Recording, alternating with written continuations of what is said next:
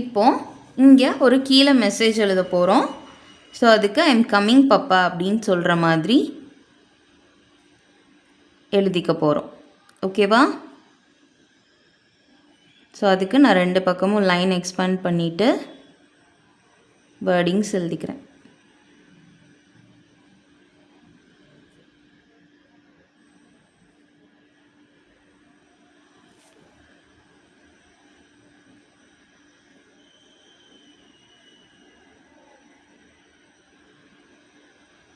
Next design போகலாமா?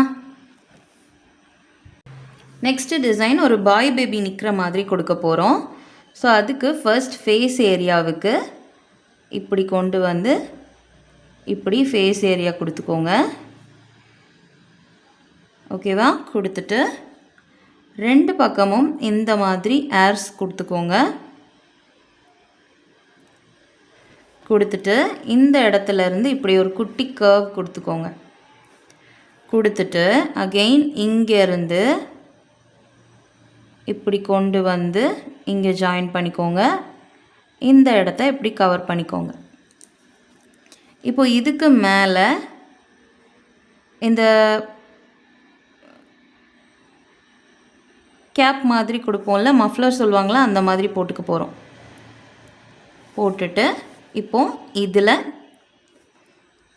அந்த பையனுக்கு இப்படி ஹேர் வர மாதிரி கொடுத்துட்டு இப்படி 2 லைன் ஹேர் மாதிரி தெரியணுங்கிறதுக்காக இப்படி 2 லைன் குட்டி குட்டி லைன் கொடுத்துக்கோங்க.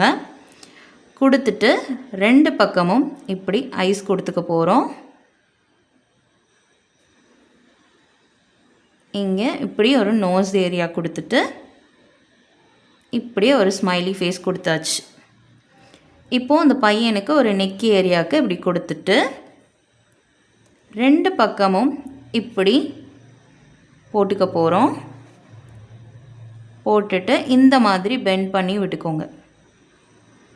அகைன் இதிலிருந்து இப்படி கொண்டு வந்து 2 பக்கமும் கொண்டு வந்து அந்த பையனோட ஷர்ட் ஏரியா இப்படி ஷர்ட்டுக்குள்ளேருந்து கை வர்ற மாதிரி இப்படி 2 பக்கமும் ட்ரா பண்ணிக்கோங்க.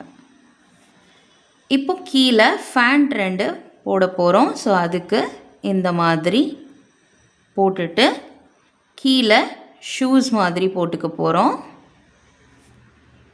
ஸோ அதே மாதிரி இங்கேயும் போட்டுட்டு கீழே இப்படி அந்த ஷூவில் கீழே ஒரு ஹீல்ஸ் ஏரியா வர மாதிரி போட்டுக்க போகிறோம். ஓகேவா? இந்த டிசைனோட அவுட்புட் எப்படி தான்